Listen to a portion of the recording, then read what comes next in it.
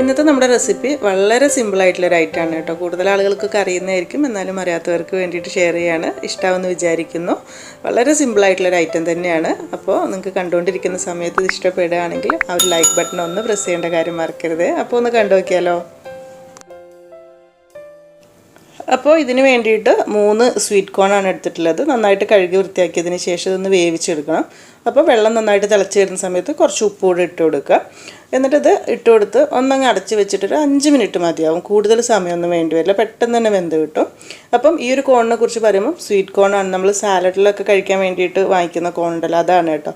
സാധാരണ നമ്മൾ പുഴുങ്ങി കഴിക്കുന്ന കുറച്ച് ഉറപ്പുള്ള ടൈപ്പ് ചോളമല്ല, സ്വീറ്റ് കോണാണ്. അപ്പോൾ അത് പ്രത്യേകിച്ച് ശ്രദ്ധിക്കുക. അപ്പോൾ ഒരു 5 മിനിറ്റ് കഴിയുമ്പോൾ തന്നെ പാകത്തിന് റെഡിയായിട്ട് വെന്ത് കിട്ടിയിട്ടുണ്ട്. ഇതൊരു സൈഡിലേക്ക് എടുത്ത് വെക്കാം. സാധാരണ നമ്മൾ കൂടുതലായിട്ട് ഇതുപോലെ കുറച്ച് ഉപ്പിട്ട് പുഴുങ്ങിയിട്ട് അങ്ങനെ കഴിക്കുകയാണ് ചെയ്യുന്നത്. അപ്പോൾ ഇന്ന് നമ്മളിപ്പോൾ സ്പെഷ്യലായിട്ട് ചെയ്യുന്നത് എന്താണെന്ന് വെച്ചാൽ ആദ്യം ഒരു ഇത്തിരി ബട്ടർ ഒന്ന് മെൽട്ടാക്കി എടുക്കുക. ഒരു 1-1.5 ടേബിൾ സ്പൂണൊക്കെ മതിയാകും. ഇതൊന്ന് നന്നായിട്ട് മെൽട്ടാക്കിയിട്ട് ഒരു സൈഡിലേക്ക് വെക്കാം. അടുത്തത് തന്നെ ഒരു ബൗളിലേക്ക് ഒരു 3/4 ടേബിൾ സ്പൂണിൻ്റെ അടുത്ത് മുളക് പൊടി എടുത്തിട്ടുണ്ട്. അതിൻ്റെ കൂടെ തന്നെ ഒരു ടീസ്പൂൺ ഉണക്കമുളക് ചതച്ചത് ഇട്ട് കൊടുക്കാം. പിന്നെ ഒരു 2 നുള്ള് ഈ ഒരു പൊടിയിലേക്ക്, മുളക് പൊടിയിലേക്ക് ആവശ്യമായിട്ടുള്ള കുറച്ച് ഉപ്പ് കൂടി ഇട്ട് കൊടുത്തിട്ട് നല്ലോണം മിക്സ് ആക്കിയിട്ട് വെക്കാം.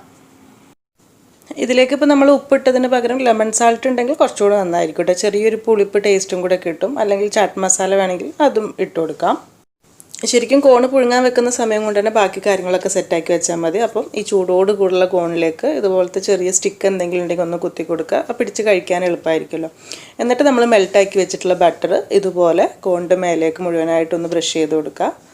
നല്ലൊരു ടേസ്റ്റേക്ക് നല്ല ചൂടുള്ള ഈ ഒരു കോണിലേക്ക് ബട്ടർ ഇങ്ങനെ ആക്കി കൊടുക്കുക. എല്ലാ ഭാഗത്തും ബട്ടർ ഇതുപോലെ ആക്കിയതിന് ശേഷം ഇനി ഇതിലേക്ക് നമ്മൾ കുറച്ച് മയണൈസാണ് എടുക്കുന്നത്. അപ്പോൾ നമ്മൾ വാങ്ങിച്ചിട്ടുള്ളതാണെങ്കിലും മതി, വീട്ടിലുണ്ടാക്കിയിട്ടുള്ളതാണ് മതി. ഇനി ഒന്നുമില്ലെങ്കിൽ നമ്മൾ തൂമുണ്ടാക്കുന്ന വീഡിയോ മുൻപ് ചെയ്തിട്ടുണ്ട്, ലിങ്ക് ഡിസ്ക്രിപ്ഷൻ ബോക്സിലുണ്ട് കേട്ടോ. അപ്പോൾ ഇതിലേതായാലും കുറച്ചെടുത്തിട്ട് ഇതുപോലെ ഈ ഒരു ബട്ടറിൻ്റെ മേലേക്ക് നന്നായിട്ട് അത്യാവശ്യം നമുക്ക് കഴിക്കാൻ വേണ്ടത്ര മയണൈസ് ഇതുപോലെ ആക്കി കൊടുക്കുക. എന്നിട്ട് ഇനി ഇതിലേക്ക് നമ്മൾ ആദ്യം മിക്സാക്കി വെച്ച മുളക് പൊടി കൂട്ടുണ്ടല്ലോ, അത് എത്രത്തോളം എരിവ് നോക്കിയിട്ട് കേട്ടോ. ഞാൻ കുറച്ച് കൂടുതൽ ഇടുന്നുണ്ട് കളർഫുൾ ആവാൻ വേണ്ടിയിട്ട്. നമുക്ക് എത്രത്തോളം, ഒരുപാട് എരിവൊന്നും ഉണ്ടാവില്ല, കോണ് കൂട്ടി കഴിക്കാനല്ലേ. അപ്പോൾ പാകത്തിനുള്ളത് ഇട്ട് കൊടുക്കുക. അത്രയേ ഉള്ളൂ പരിപാടി. എപ്പോഴും നമ്മൾ പുഴുങ്ങിയൊക്കെ കഴിക്കുന്ന സമയത്ത് ഒരു ചേഞ്ചിന് വേണ്ടിയിട്ട് ഇങ്ങനത്തെയൊക്കെ ഇഷ്ടപ്പെടുന്ന ആളുകൾക്ക് തീർച്ചയായിട്ടും ചെയ്തു നോക്കുക. നല്ല ചൂടുള്ള കോണിലേക്ക് ഇതുപോലെ മയണൈസും മുളകും എല്ലാം കൂടെ ആക്കിയിട്ട് ഇങ്ങനെ കൂട്ടി കഴിക്കുന്ന സമയത്ത് ഒരു സ്പെഷ്യൽ ടേസ്റ്റ് തന്നെയുണ്ട്. എളുപ്പത്തിൽ ഉണ്ടാക്കുകയും ചെയ്യാം. അപ്പം എല്ലാവർക്കും ഇഷ്ടമായി എന്ന് വിചാരിക്കുന്നു. ചെയ്ത് നോക്കുന്നുണ്ടെങ്കിൽ ഫീഡ്ബാക്കൊക്കെ അറിയിക്കുക. ഇനി എന്തായാലും നല്ല റെസിപ്പീസായിട്ട് പുതിയ വീഡിയോയിൽ കാണാം. താങ്ക്